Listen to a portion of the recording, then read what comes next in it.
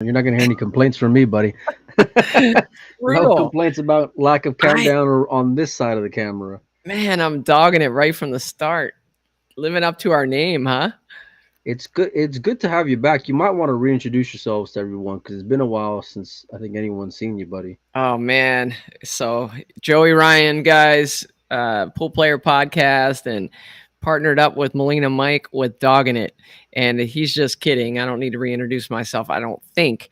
But he's giving me a hard time because over the last 2 weeks, I've been moving into a new house, and Mike's been messaging me every day. Hey, I'm interviewing this guy tomorrow. Come join me. Come join me. Can't do it, but thankfully Mike's been holding down the fort.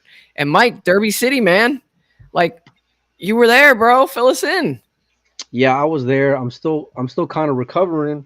Fortunately for me, I didn't have to go and play any matches, and I don't know how our guest did it. We'll bring him in shortly, but the amount of energy and just mental strength that it goes and takes to kind of do what he did was pretty remarkable. But yeah, it can go and wear on you. It was a fun, gauntlet of an event. I don't think I saw the sun for about a week. So, but no, I'm glad to be home. Glad to be back with the family. Gonna be here for a couple of weeks, leading up to the Texas Open. So yeah, man, it's a great time right now. So, Mike, I came back, right? You're like, hey, log on tonight. Got a special interview for you. And why don't you introduce our special guest here? What people don't know, and what immediately put me on tilt, was that when I asked the kid, I said, "Hey, do you want to come on and do a podcast with us?" His first response was, "Yeah, Mike, I would love to." That wasn't it. His first response was, "Is Joey gonna be on?" So that What? immediately put me on tilt. Starting off, but let's bring him in so we can go and put him on the spot. All right. It's Fedor Gorst. Hey, Fedor. How's it going? What's up, Joey? Thanks for uh, asking for me, man. I appreciate that. yeah, I just wanted to make sure. I don't think you need much of an introduction after this week, pal. What you were able to go and accomplish out there. First of all, what was your goal leading up to the week, Federer? How was winning one discipline it, multiple? I mean, what was realistic for you leading into Derby City week? Uh, well, honestly, I didn't have the goal to win the all around or to win the banks or one pocket. Honestly, my biggest goal was to win the nine ball because that's the discipline I have the most chances to win. But I knew I can play banks and I can win the tournament in theory. I didn't think I can win one pocket at all, but uh, I guess I really can't really explain how how all that happened. But I played good on every event. I played good, and I just ran out of gas in the end. Yeah. So the one pocket, I mean, I think that it sounds like it was a surprise to you. I think it was a surprise to a lot of people. Before Okay. this event, what was your best showing in one pocket? Do you recall? Aiken, Uh, maybe? I never made it to the money even in one tournament. Never cashed in one tournament. But I played like 5 6 events, uh, and I played couple of gambling matches. With old guys, and I played some good players too. So I tried to learn the game, and I know some shots, but I'm still missing a lot of experience in the game. Jeez, that's kind of a scary proposition. Mm. Like you Well, it's don't the really perfect know the game. format for me. It's a race to three. It's a race to three, and if I win the leg and win my first game and break the second game, that's a huge advantage already. Yeah. I don't. I think there's not many there's not many flaws in your game that I can go and think of. And when it comes to one pocket, your patience seems to be a real strong point because your judgment out there on the table really showed up paired with your ability to go and execute. Um, what do you say to those guys that were like, no European is ever going to win the one pocket? Like when did it become a realistic possibility for you that I maybe got a shot here? Well, honestly, only when I made it to the finals. uh, really, I don't know. Uh, Oh man. I just when I lost to Darren 3-0, I think it was like round 11 or 10. I felt like I got outmoved and I got beat pretty bad. I didn't have any chances, and that happened to me before when I was losing in those one pocket tournaments. So and right after that, I played another match with Dennis Grape on TV table, and the game was completely different. It was a wide open game, no up table game, almost no moving, and I don't know. I catched the gear and played with Darren again the next day, and everything just the game was completely different. So, Fedor, there's times where you're playing pool, like a new game, like One Pocket, and during the course of one event or a tournament, it's almost like you've kind of grown up, or you've learned the game. Do you feel like that happened in this event? I mean, you're probably not going to go and challenge Dennis to a big money set of One Pocket, but do you feel like your game is further ahead now than it was before the event? Well, I have Great I have question. more confidence in my one pocket game right now. I want to play more one pocket tournaments right now and want to learn the game more because I feel if I can learn the up table game and I can learn the end game more, I think that I can compete with all these guys. Is Buffalo's maybe on your radar this year, Feder? If your schedule allows it. Yeah, if my schedule allows it, I will definitely be there, 100%. I earlier earlier this week I was able to go and talk to Shane, and specifically I asked him a couple of questions about you. One thing in particular that he mentioned was he said you're the hardest worker in the game of pool. What does that sentence from Shane mean to you hearing that? Well, Shane is one of the hardest workers in the game too, and he knows what it takes to win all these tournaments, and he sees probably the same athlete in me. He just sees himself like back in the day, or even right now. I think he's still working, not maybe the same amount of hours like he used to, but he's still working a lot comparing to the other players. So it really means a lot to me. We got Alan there in the chat, and I'd be remiss if I didn't go and ask how important your team is to you and those guys who support you and who are behind you throughout this whole process. Well, it means a lot to me. I think they know Alan and Jason, my stake horses. They know how much it means to me when somebody's supporting me. Even when I play these long races, matches, when I have somebody sitting behind my corner, in my corner, it helps a lot to me. I feel Jason the can be support. tough. Jason is brutal, yeah. Jason is brutal, not sometimes, probably all the times, but Yeah. I just uh, I just like it, and that helps me. So I don't know if you could see what Alan said, but he said you played really good around the stack, but when the balls went up table, you were brain dead at times. That it'll get better in time. Did you feel that way? Because like sometimes if you're new to the game or you haven't played a ton of one pocket, there's times where you're just like, I don't know what the shot is. Did you feel that way at all? Well, I'd say like this: I didn't know what to do, and 40% of the time I watered the table. That's unreal.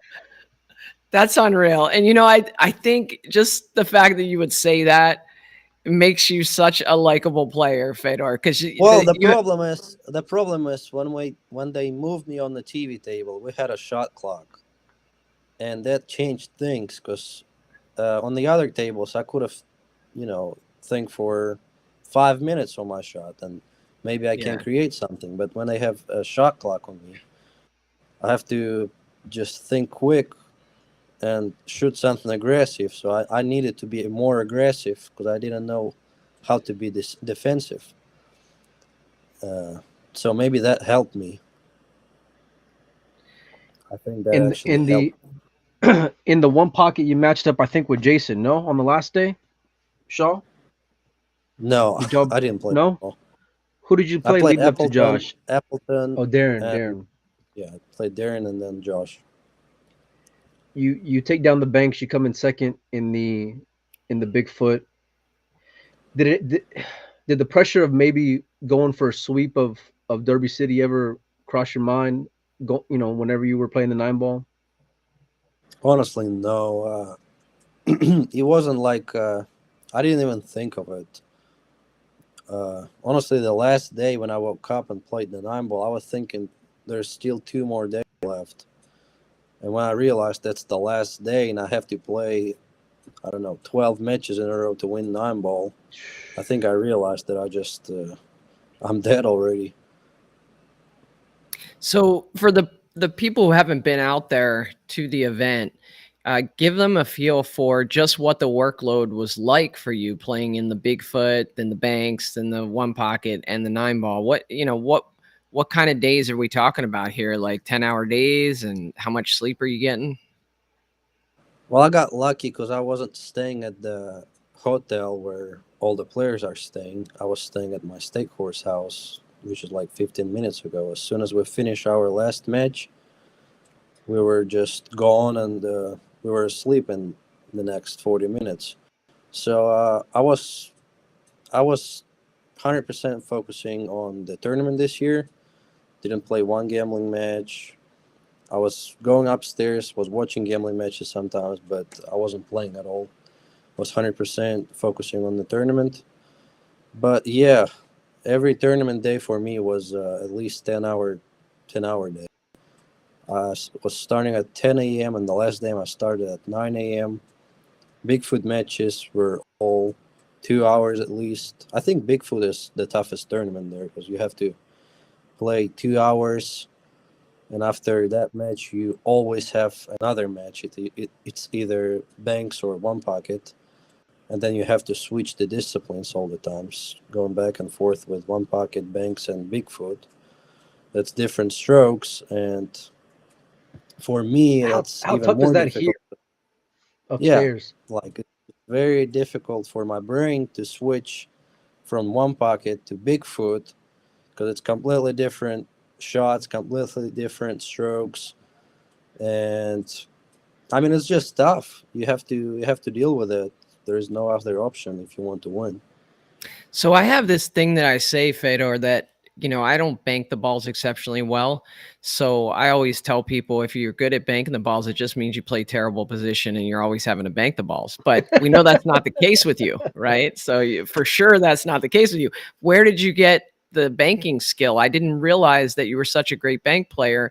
And do you use any type of systems? No, honestly, banks I used to play good them all the time. From the very first derby that I played, I always finished pretty high, and I used to just play with local guys here in Louisville. They all play banks here. Louisville, Ohio, Cincinnati area. They're all very good bank pool players. So I just played a lot of banks, learned the moving part of the game, and I think with my stroke, with my accuracy, I have a advantage of shooting the straight backs. That's my strongest bank that I always shoot all the time. I never. If you ask Alan or Jason, they'll tell you that I can't make a cross side. I probably wouldn't make one. You missed the big one against Tony. I'm just saying when it was like I think you had a chance to close him out in that critical game of banks with him. Yeah, Jason or Alan, they'll tell you that they make this cross side like 9 out of 10. Baby cross side, that's what they call it. Uh, are you able to sweep all the events there one day? Think that could happen? It will take a lot of luck. It's a race to three, especially banks, and one pocket is maybe the easiest to win as long as you know how to play the game. If you are Dennis or Alex, I think they have more chance to win the one pocket than, for example, Filler or Billy to win Banks. Well, maybe not Billy. Billy is different. I don't know. Jason, for example. Yeah. Makes sense. On the note of Jason, you guys have met up quite a bit over the last 30 days, Feder. Um, how tough a competitor is he when you guys are out there battling? Very tough. I mean, both of them, Filler and Shaw, they have huge firepower. You never know if it's gonna start from the beginning or the match is never over with them. They never give up, and that's the toughest thing with them. You have to play very good, and from the very beginning till the very last ball, put pressure on them. Okay. Hey guys, we're talking here with Fedor Gorst. He just won Master of the Table at Derby City Classic. So do us a favor, share this feed. I think we've had some people commenting. There's a bunch of people that want to hear about this upcoming matchup that you have. But before we get to that, Fedor, I want to ask you, who could you see yourself maybe matching up with in one pocket? Anybody out there that you might want to kind of test yourself against? In one pocket. I don't really know. That's the problem. I didn't even play one long race of one pocket. Not even with local players. All I played is race to three, or I played with old guys like $50 a game, just trying to learn. I would say I play maybe like Oscar or John Mora, that kind of More would speed. be a good matchup. That would be fun to watch. I'm just wondering if you killed all your action in one pocket. You know, you went out I and probably Oh, I, did. That's I what I'm think it's saying. just If I beginning. offered to It's play just John beginning, Moore, he'll Feder. probably say no. Alan sitting on the sideline like, oh, no. Please lose already. Win the 9 ball. Everybody knows that. Yeah, uh, that's the thing. I almost ran out of my rotation action already, and one pocket was the only game where potentially I had some games. So when I won the one pocket, Jason said, "Well, kid, that may be the worst thing that ever happened to you." I was like, "Well, yeah, probably." oh man. That's too What do funny. you think about the Matchroom rankings for determining a Mosconi Cup? Well, I do like the system. They're trying to make it same as snooker. The same amount of money you earn in ranking events. It's the points they're the money you earn. That's the points. I like that system, but I don't really understand how are they picking the tournaments. I think they have to come up with something. I mean I understand they're still it's still new. They're just trying things, and I'm pretty sure in a year or two it's going to work well. Yeah, there was some discussion online today about the Euro tours not paying as much, and if you look at what people cash for at Derby City, it's going to Yeah. give people who attended Derby maybe an advantage over those who play in a Euro tour and beat some of the best Europeans. Just curious your thoughts on that. Honestly, I don't really understand how Euro Tour can be a world nine-ball ranking event. That's the European Tour, which used to be a qualification event for Europeans only. Now, now as far as I understood, American team will be qualifying through that ranking as well. So they want American players to play on that Euro Tour to earn Metro ranking points. That I don't really understand because I don't see any American player traveling to Europe to play Euro Tour. But I, I I think it'd saw be the tough. news that Euro Tour will be paying more this year, but I'm not sure how much. How much more? Yeah, that could be a benefit to it, right? Where Euro Tour is ups their game, right? Adds more money to some of these events. That would be nice. Yeah, that'll be nice for sure. You had a goal coming into 22. I saw it on Instagram. I think it was number one was making that team. How much of a chip do you have on your shoulder from not making it last year? And how do you think 22 has started off for you towards accomplishing that goal? Well, I think it started great. Can't really imagine it being better than it is right now. It's still the goal. The goal is still there, but honestly, I decided for myself to not chase any rankings this year. I will be still going to every event to, in order to make the team, but I won't be as emotional as I was twice already when I thought that I'm gonna make the team, and when I played good enough to make the team, and I didn't make the team, and it's just too much uh, pain for me to go through all that again. We appreciate So your honesty. You know, Yeah. and it's a tough spot because there's so many guys out there in Europe that play really well, and I think on everyone's mind, you were kind of that first guy that came to mind as far as, hey, he should be on that team, you know, for whatever that's worth. I mean, I know you wanted to go and be there, but what I love about it is that you followed it up with what is 30 days of some of the greatest pool on earth, man. You know, like Well, you put honestly, your it money happened. where your mouth is.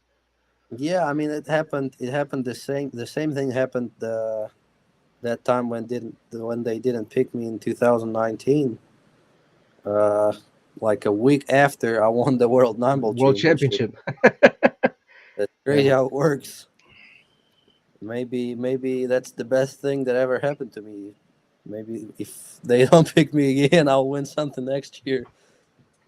So I was just reflecting. I couldn't make that tournament in Arizona, even though I live in Arizona, unfortunately. So I didn't get to see you down here. And the last year I played Christina in that. I think you probably remember. I dogged my brains out. It was terrible. Yeah. But yeah, what are you gonna do? But so I was just wondering, you won the event last year here. You won the event this year, and I'm like, how in the world are you winning the events here? 2 races to 4 against the top competition in the world with this shootout format. And then I went and looked at the final bracket just now, and you didn't do one shootout in the entire final bracket. Is that right? Yeah, yeah, You just but beat everybody I 2 sets in a row. No big or deal, lost right? or lost. I lost to Lewis in like 25 minutes. Yeah, Completely I mean, drained you beat that Ralph man. 4-2, 4-1. You beat Kang Lee 4-3, 4-2. You beat Fortunsky 4-2, 4-0. And then you beat Roland Garcia 4-3, 4-2 in the final Yeah, final bracket. That's nuts. yeah, it is. What It is. about that? What do you think about that format helps you be successful?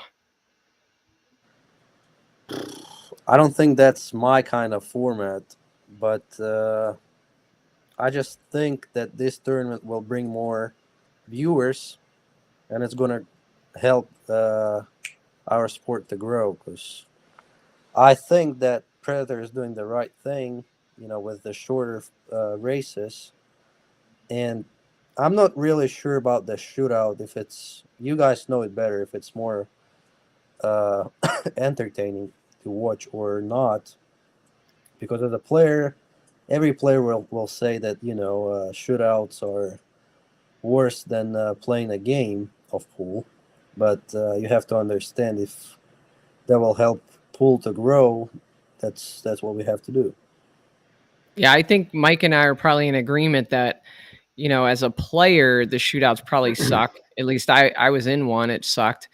But when we go live at one of those events and it's a shootout, everybody watches. Everybody gets excited about it. There was one in Vegas that we had. Who was it, Mike? Was it Grabe and Yeah, Chang. They went like I want to say it 14? was yeah, it was deep. Well, the They last went, but event in this is Arizona, I before they was moved it watching back though. myself. Naoki Oi was playing Jesus Jesus. Atencio. Yeah, both of them made like 13 in a row or something. Jeez, that's unreal. Yeah, It's that pressure was very packed. cool. Yeah, that was very cool to watch.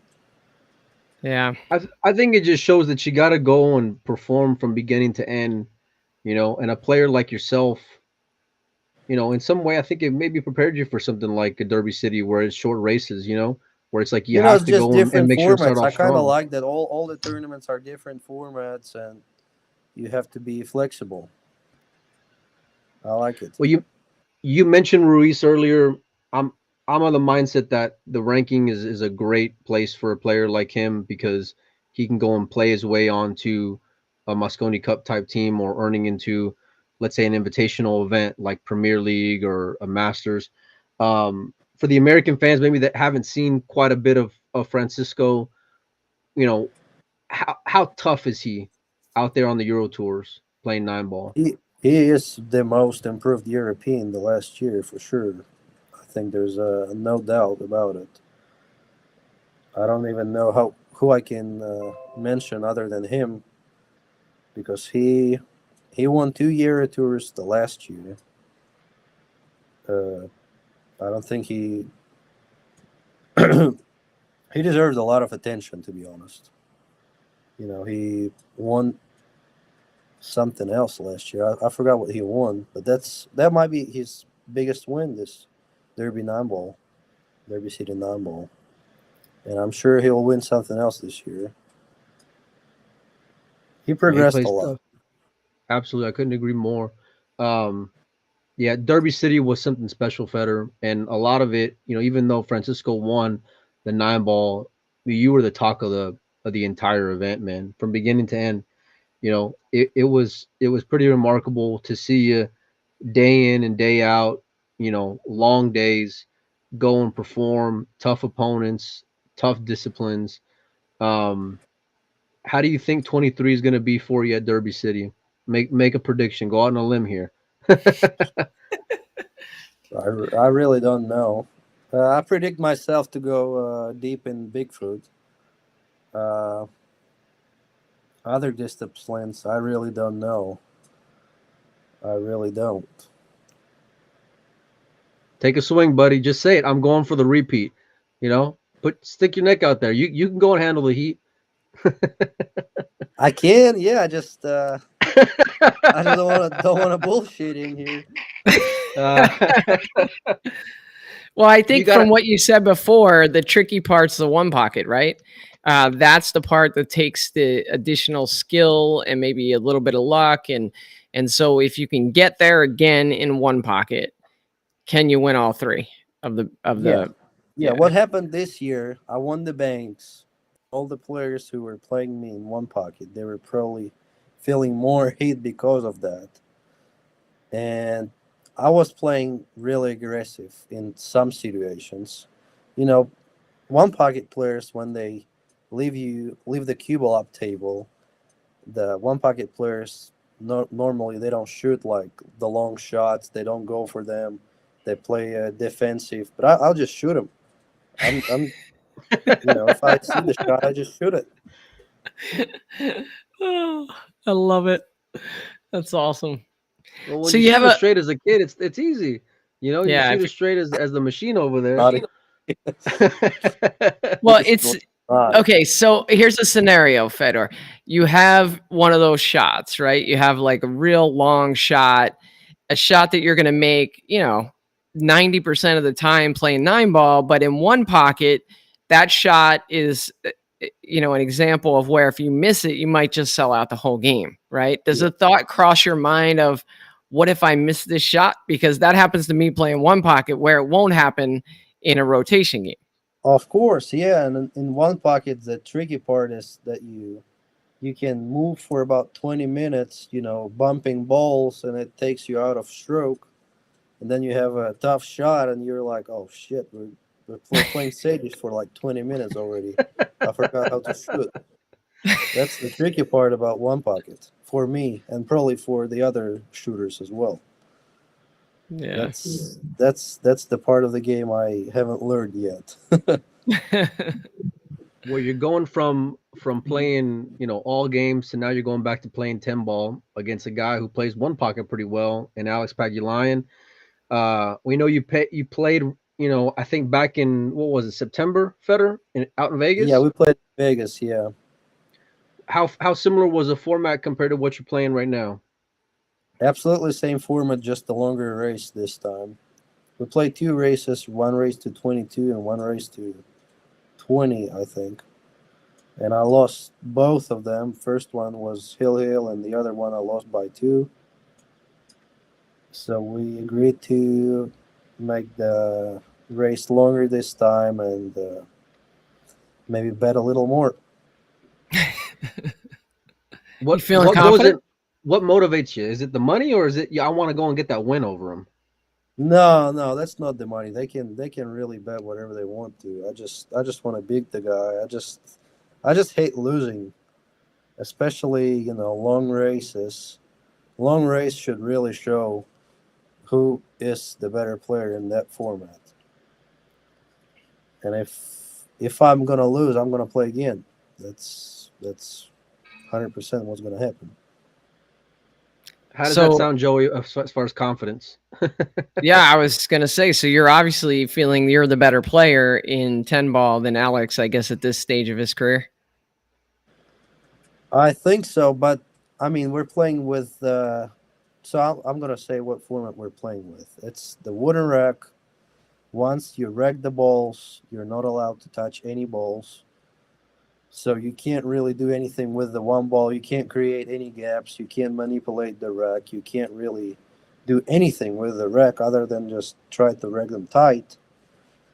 And then the tricky part is which ball you can make on the break. Alex is soft breaking and trying to protect the one ball and snooker me off the break, and we're playing the game for like 20 minutes.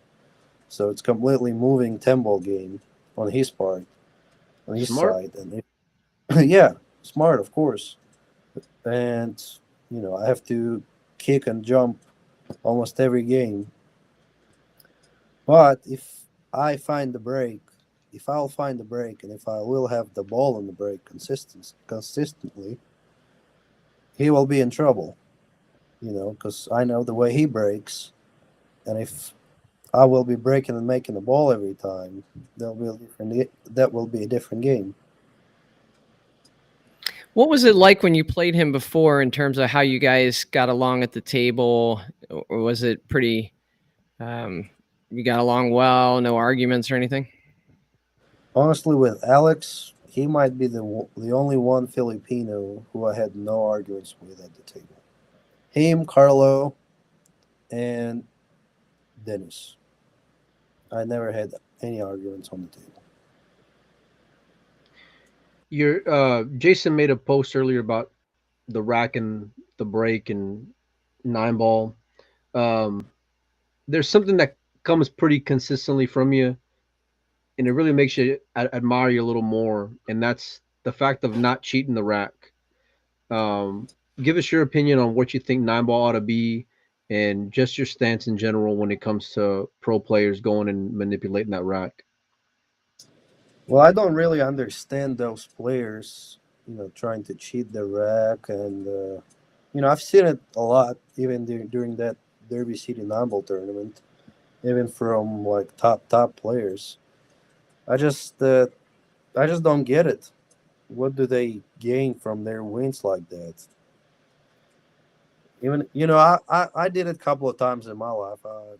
I'll be honest, and I felt so bad when I won that I decided that if somebody's cheating on me, for example, like bad, and I have nothing to do. Like I'm stuck, and I have to win the game. I will be cheating them back. I'll have to cheat them back in order to win. But if somebody is clean and trying to wreck them tight against me, I will never ever cheat the guy. So as far as the rules for Derby nine ball and other nine ball tournaments, I think that the international nine ball rules are the best rules for professional events so far. It's referees racking the balls with the AccuRack or any magic rack, and we're breaking from the box. I think that's the way to go. That's the hardest format. 3-point rule, uh, random pattern every time. Go play pool, right? Otherwise, I like it. otherwise it's yeah. Otherwise, it's getting too easy. It's getting too easy for us.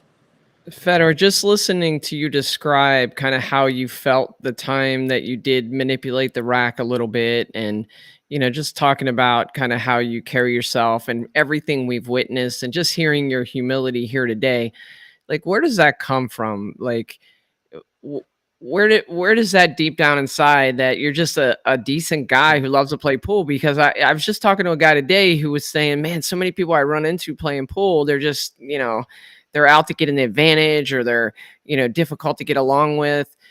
Where does That's that come that's from with ninety you? nine percent of the players, maybe 95% of the players. I personally myself, I can't really deal with pool players. I can't really be around them for a long time because I feel depressed.